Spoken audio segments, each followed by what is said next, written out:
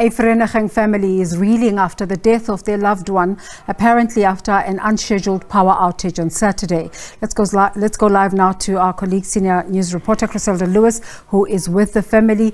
Chriselda, Chriselda, what happened where you are?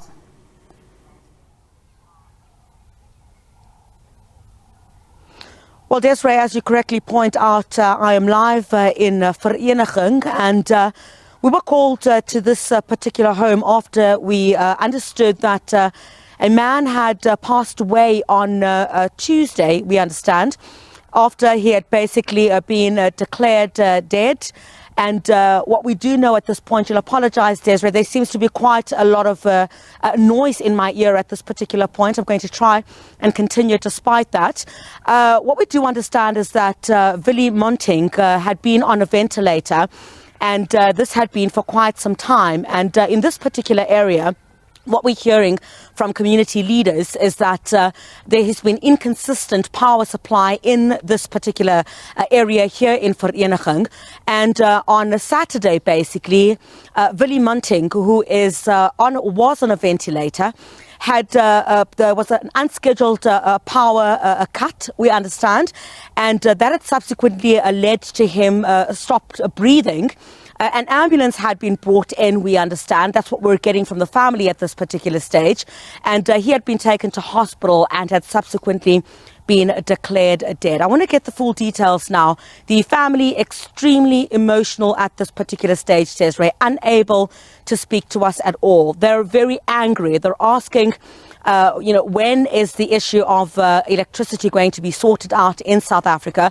They're basically pinning the blame at this particular stage on the unstable supply of electricity, not just in their area, but in many other areas around the country that, of course, are sharing the very same sentiment. I want to speak now to Tertia Fento, who is a community leader, who's very close to the family, has been designated to speak to us due to their very emotional state this particular morning. Tertia, thank you very much for your time. First of all, let's just get the details. I see you're equally emotional because of what has taken place. What really happened on Saturday? I got a very hysterical voice note from one of Letty's neighbours asking me to get an ambulance as soon as possible, that it was critical.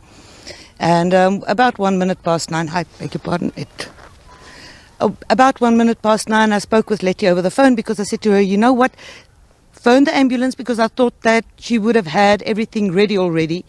She was very emotional because she was busy doing CPR because Willie had stopped breathing at that stage. So I phoned a friend of mine who works for 911 and he organized an ambulance. I really don't know, I can't remember how long it took the ambulances to come, but fortunately they did not take very long. I think within 20 minutes they were there. They stabilized Willie and they took him through to Mediclinic. And at that stage the doctors couldn't really see anything because of the fact that his brain was so swollen. If I remember correctly, it was on Sunday that they declared him brain dead. So what happens after that is that you have to wait for all of the main organs, all of your organs to shut down before you actually die. Around 2 minutes to 6 on Tuesday, Letty informed me that Willie had just died because the last organ to go was his heart. Tertia, just talk us through the details. So Willie has been on a ventilator, or had been on a ventilator, we understand. Just give us the detail. Was there an unscheduled power outage? What is it that you know as the community? Okay. Last week, Tuesday, the whole of Peace Haven's power went off. We're sitting with a huge problem in this area because of the fact that we really have a very unstable power supply. And for some other reason, it's like it doesn't get fixed properly or permanently. So the whole of Peace Haven's power went off last week, Tuesday. They fixed it. It came on somewhere during the evening. I can't remember the exact time. Late evening, Thursday. So we in this part, I call it the bottom part of Peacehaven, have had electricity since then. The top part of Peacehaven lost their electricity, the Charles Swart area, Janssen, Charles Swart and General Herzog, lost their electricity again Saturday night around 9 o'clock, because that was when the whole problem started with Philly. And that was when I was informed that they needed the ambulance. They still do not have electricity. Electricians were here yesterday. Their power went on for about 20 minutes, but that was between 9 and 10 o'clock. So it's not been fixed yet. I am still waiting for feedback from one of our MMCs in charge of that particular portfolio, but they still don't have electricity. Tertia, what exactly happened? Just walk us through the details of what happened. So Willie was at home, he was on a ventilator, and then there was an unscheduled power outage, and then what happened? Please, can you talk us through the details? Okay, obviously I wasn't there. I spoke with Letty. She was busy doing CPR, so that was where This is after the power went out. Yes. Please explain to us. Okay. After the power went out, obviously I heard that they needed an ambulance there. I phoned Letty first because I needed to get more information to give to the ambulance for their preparation for the problem. Letty was busy doing CPR, but at that stage, Willie has already stopped breathing, so she couldn't stop doing that until an ambulance arrived. They did not have time to switch on because of the fact that it was an unscheduled power outage that happened. Usually when we know that there's going to be load shedding, whether they stick to the schedule strictly or not, they have all of their equipment ready to make sure that Willie does not stop breathing, or that the fact that there's going to be load shedding causes a problem for Willie. They couldn't do that because of the fact that it was an unscheduled outage. The power went off. She had to do CPR because the problem was that she couldn't leave him and fetch all of the equipment in order to help him before they get the generator up and running. Yeah. That was basically it. And then she had to keep on doing that until the ambulance arrived and they could stabilize him. And how do you guys feel as a community? A few moments before we went to air, we were at the family home. They're absolutely distraught. You're also unable to hold back tears. As I speak to you here this morning, this is exceedingly difficult. You know what? Because of what I do in the community and how active I am in this community, this really hit very hard. I've known Letty and Willie for many years. And if you speak to, we can only empathize up to a point because we do not really know what they are feeling. But as mothers, we can understand why they are as angry as they are. As you've seen, they are extremely angry and emotional because this was an unnecessary death. It shouldn't have happened. Willie was 44 years old. He was still a young and very able man. He was never a burden to his mother or his fiancée. For me, I can't help being emotional because I was the first one to hear about it. I was in communication with his mother as much as I possibly could be in between everything else that needed to happen.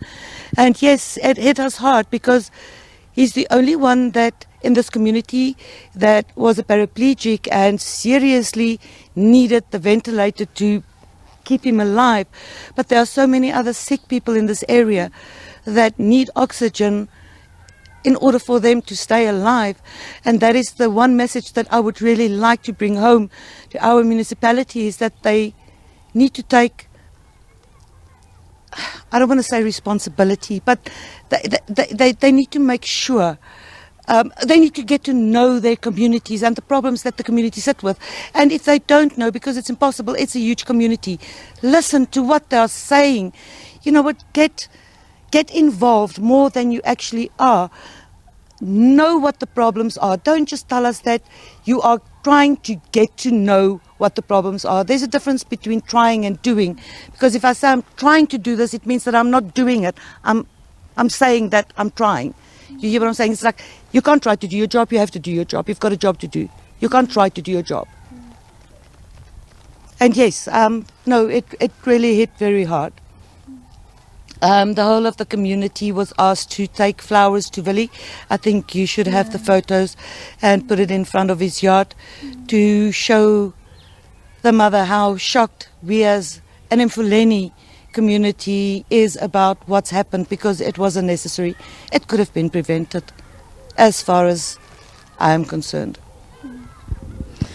And in your talks with the family, I mean, do they plan to take any kind of action? I don't know if that's even appropriate at this particular stage. They are really struggling to speak to anyone. They're extremely, extremely angry, and understandably so. They've lost someone.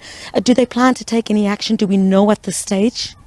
You know what? I've not pushed them into anything at this stage. As I've said to her when we were there, I'll speak to her next week. The counsellor, we have an awesome counsellor, Prudence Slanyane. She will be coming with me, obviously also to give her condolences, but then also find out what it is that they are planning to do. I don't want to push them into making any decisions that might not be right for them now, because it's a very emotional stage, and making decisions and saying anything when you are that angry and emotional. You've seen the reaction of the of Pietru, the fiance. So no, it's I'm not asking them about any such things at this stage. We will speak about it next week after the funeral if they are ready. Thank you so much. We really appreciate your time, Tertia Fento, who is a community leader here. Desiree, we were scheduled to speak to the family, but I can certainly tell you, and understandably so, when we arrived at the family home, they asked me, what exactly is this interview going to change? It won't bring back Willie, and this is a community that is saying, and by the words of Tertia, and certainly what the family believes, is that this could have been a death that could have been prevented. We're hearing from them that this was an unscheduled a power outage in this particular area. I think on Saturday we were on stage 4, Desiree, if my memory serves me well. And Willie, of course, Munting being on a ventilator, his family does have the necessary devices to ensure that once he is, or if the power goes out, they're able to bring other devices to assist him when he is breathing. But at that particular stage, his mother was performing, exercises in order to ensure that he continues breathing. But we're told that he stopped breathing. He was taken then to a hospital, and then he had at a later stage been declared dead. And this particular community is saying that this really hits home really what the cost of the unstable power supply in South Africa has led to. They are now blaming Willie's death on the unstable supply of electricity, in particular in this area. There's no electricity here also, Tertia. There's still no electricity, is there, in this area? Yes. The electricity has still not been fixed. Where Willie's home is. Where Willie's home is. Right. From Janssen right through to General Herzog Street, Yeah. Those houses haven't had electricity. Today is day 7.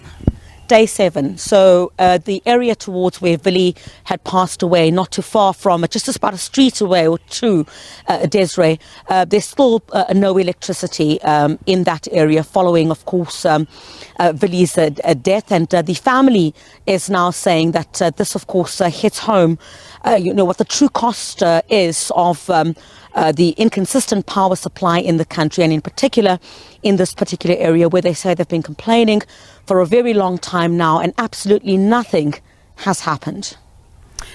Chriselda Lewis, thank you so much for bringing the story to our attention as she tries to unearth the impacts of the consistent power outages.